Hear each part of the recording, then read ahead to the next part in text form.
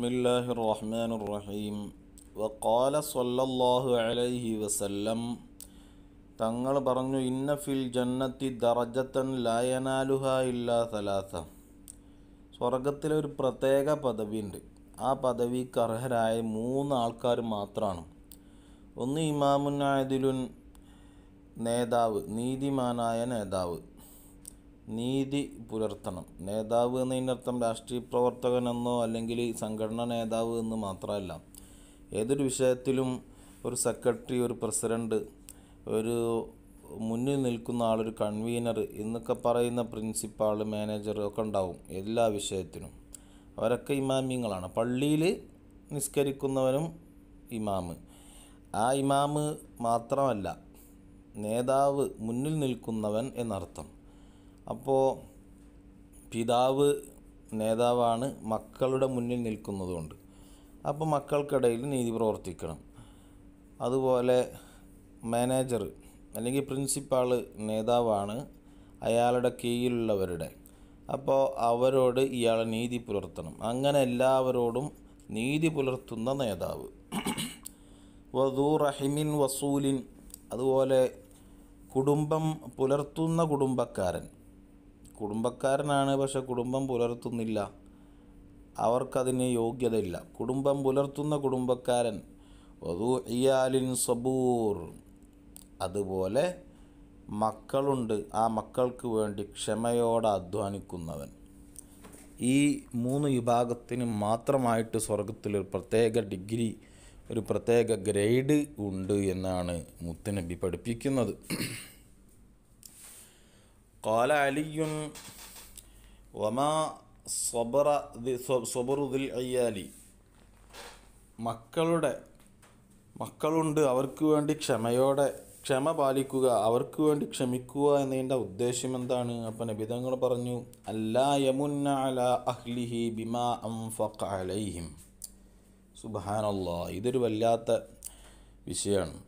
അല്ലാ യമുന്ന അലാ അഹ്ലിഹി ബിമാ അൻഫഖ അലൈഹിം, മക്കൾക്ക് വേണ്ടി ചെലവഴിച്ചത് എടുത്തു പറയാതിരിക്കുക. അനക്ക് ഞാൻ ഇത്രയും കാശ് ചിലവാക്കിയിട്ടുണ്ട് എൻ്റെ പഠനത്തിന്, അനക്ക് അല്ലെങ്കിൽ എൻ്റെ പെങ്ങളെ കല്യാണത്തിന് ഞാൻ ഇത്രയും സ്ത്രീധനം കൊടുത്തിട്ടുണ്ട്, അല്ലെങ്കിൽ വീടുണ്ടാക്കുമ്പോൾ ഞാനാണ് ഫ്രിഡ്ജ് കൊടുത്തത്, അല്ലെങ്കിൽ ഞാനാണ് AC കൊടുത്തത്. അങ്ങനെ ഓരോന്ന് എടുത്തു പറയാവുന്ന അനുഗ്രഹങ്ങൾ ചെയ്തു കൊടുത്തിട്ടുണ്ടാവും. ആ അനുഗ്രഹങ്ങളെക്കുറിച്ച് എടുത്ത് പറയാതിരിക്കുക. അനുഗ്രഹങ്ങൾ ഞാനല്ലേ ചെയ്തു തന്നത് എന്ന് പറയാതിരിക്കുക. അതൊരു ക്ഷമിക്കാനുള്ള വലിയൊരു കഴിവാണ്. അത് പറയേണ്ട ചില സന്ദർഭങ്ങളുണ്ടാകും, അവിടെ പറയേണ്ടി വരും. പക്ഷേ ഇങ്ങനെ എടുത്തു പറഞ്ഞ് ആ ചെയ്ത അനുഗ്രഹത്തിൻ്റെ കൂലി നഷ്ടപ്പെടുത്തുക, അത് കൂലി നഷ്ടപ്പെട്ടു പോയാൽ പിന്നെ നമ്മൾ ചെയ്ത ദുനിയാവിലും അത് നഷ്ടമാണ്, ആഖിറത്തിൽ അതിൻ്റെ കൂലിയും കിട്ടുകയില്ല. അതേസമയം ക്ഷമിച്ചാൽ അതിന് കൂലി പരലോകത്ത് കിട്ടും, ഉറപ്പാണ്. ഖാലൽ ഗസാലി വൽ ഖിയാമു ബിഹഖിൽ ഇയാലി ബികസ്ബിൽ ഹലാലി അഫ്ളലു മിനൽ ഇബാദാത്തിൽ ബദനിയ്യ. മക്കൾക്ക് വേണ്ടി ഹലാലായ സമ്പത്തിൽ നിന്ന് അധ്വാനിച്ച് അവരുടെ കാര്യങ്ങൾ നോക്കി നടത്തുന്നത് വലിയ ശ്രേഷ്ഠമായ ഇബാദത്താണ്, ശരീരം കൊണ്ട് ചെയ്യുന്നതിൽ. പക്ഷേ അതോടുകൂടി അല്ലാ യൻഫക്കാൻ ദിക്രില്ലാഹി തആല വലൗ ബിഖൽബിഹി, അള്ളാഹുവിനെ മറക്കാൻ പാടില്ല. 4 ചക്രം കയ്യിൽ വന്നാൽ അള്ളാഹുവിനെ മറക്കുന്നവരുണ്ട്, അത് പാടില്ല. കാന അബുൽ ഹസൻ യഅമലു ബിൽ മിസ്ഹാത്തി ദായിമൻ. അബുൽ ഹസൻ എന്നവർ ഒരു പണിയായുധം, ആ പണിയായുധം കൊണ്ട് പണിയെടുക്കും. ഉദാഹരണത്തിന് കൈക്കോട്ട് എന്ന് വെക്കുക, അല്ലെങ്കിൽ മൺവെട്ടി. അതുകൊണ്ട് ഇങ്ങനെ പണിയെടുക്കുമ്പോൾ അൽ യദലിൽ അമലി, അവിടെ നിന്ന് പറയാണ്, എൻ്റെ കൈ അള്ളാഹു എനിക്ക് തന്നത് പണിയെടുക്കാനാണ്, കൈ പടച്ചോൻ തന്നത് പണിയെടുക്കാനാണ്. എന്നാൽ വൽ ലിസാൻ, നാവ് എന്തിനാ തന്നത്? അത് ലിൽ ഖൽഖി, അത് സൃഷ്ടികളോട് കാര്യങ്ങൾ പറഞ്ഞു കൊടുക്കാനാണ്. എന്നാൽ വൽ ഖൽബ, എനിക്ക് ഹൃദയം തന്നത് ലിൽ ഹഖി, അത് അള്ളാഹുവിന് വേണ്ടി, അള്ളാഹുവിലേക്ക് തിരിക്കാനാണ്. അപ്പോൾ അല്ലാഹു തആല നമുക്ക് തന്ന അവയവങ്ങളിൽ അല്ലേ, ഒന്ന് മനസ്സ് ഉണ്ട്, അല്ലെങ്കിൽ ഖൽബുണ്ട്. അത് നീയത്ത് കൊണ്ട് അല്ലെങ്കിൽ ഉദ്ദേശ്യം കൊണ്ട് നിയ്യത്ത് നന്നാക്കുന്നതിലൂടെ മനസ്സിൽ ദിക്റ് ചൊല്ലുന്നതിലൂടെ നമുക്ക് കൂലി നമുക്ക് അള്ളാഹുവിലേക്ക് അടുക്കാൻ പറ്റുന്ന നമ്മുടെ അവയവമാണ് നമ്മുടെ ഹൃദയം.